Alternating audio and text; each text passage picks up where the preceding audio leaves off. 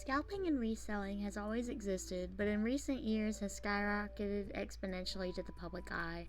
I'm sure you've seen it. The videos on TikTok, Twitter, and every other feed of people fighting each other for literal children's toys, Stanley cups, and even blankets. It went from a niche thing where people would go to yard sales and TV shows and flip furniture after tweaking it a little bit for a small profit. And I'm sure that you've seen the empty aisles in the toy section of Walmart where there previously would be Pokemon and Magic the Gathering card. Pop Mart stores with lines and lines of people.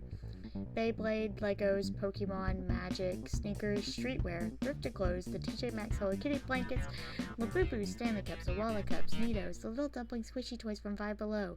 It feels like literally everything fun or with the slightest bit of joy or whimsy nowadays. It's only a matter of time before the hobby or interest becomes the next big victim of scalping.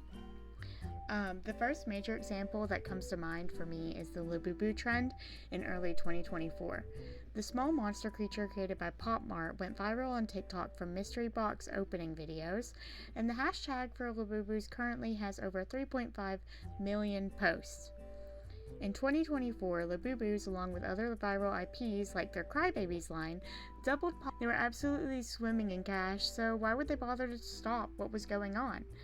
Sure, it was bad for the consumers, but, business is business.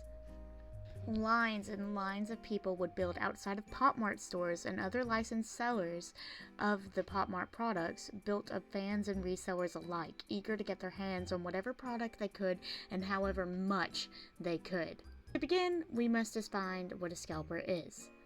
Merriam-Webster's dictionary defines a scalper as a speculator who obtains and resells something as such as theater tickets, at prices usually greatly above the stated rates. So those people who buy a ton of Ticketmaster concert tickets to flip for $3,000, or that really annoying guy Steve who camps out at your local Target for the next Pokemon drop and leaves with every single item there. Excuse me.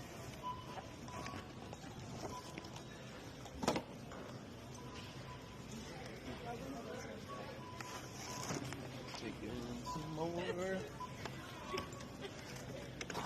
Get what you want. I'm gonna grab a couple before he takes off. I'm working on it. Birthday, so. I'm grabbing the flats. The flats is that Buying them all. buying them all. Buying everything at Walmart. Just waiting here all morning long. You should try Port Angeles too. You go to Port Angeles. Oh yeah. We all just came back from there, huh? Buying it all. I have never witnessed someone scalp this hard. I thought I finally got a Pokemon restock, but then this happened.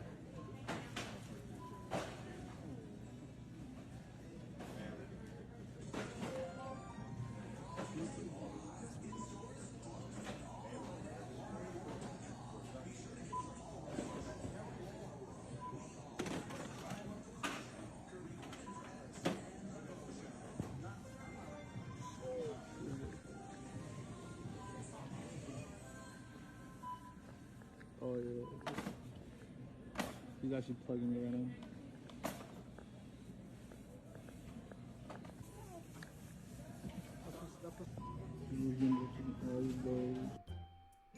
I may have some personal issues. But hey, he left you some Disney Lorcana cards, so be grateful. The main hobby that I've been impacted with by scalping is undeniably Pokemon cards, as I kind of jokingly mentioned. I also think it's the worst offender currently of any, emphasis on currently. Labubus and Stanleys were really bad, and so is that $5 Nito being flipped for $60, but he ain't got nothing on the price of Moonbreon, or the Prismatic Evolutions ETBs, or the Prismatic Evolutions Super Premium boxes, or booster bundles, or booster boxes, or anything Prismatic Evolution or 151. I, no joke, was in a free Discord server meant to alert for drops, and someone tried to tell me that scalping is good for the hobby because it raises prices, and that if you're too broke to afford it, you just don't deserve to be in the hobby anyway because you're poor. So just, screw all working class people, I guess. That guy Steve. The state of the Pokemon trading card game in 2026 is absolutely abhorrent and something out of 10-year-old me's worst living nightmares. You're lucky to find a booster pack, nevertheless an elite trainer box or super premium collection. It really sucks that now that I have the adult money to spend, I can't spend it on what I want. And to add to it, I think the culture we have currently around FOMO and trends is a big part of why we're having these issues. Scalping wouldn't be a problem, admittedly, if it weren't for the consumer. The only reason people charge as much as they do is because they're able to sell at the prices that they do.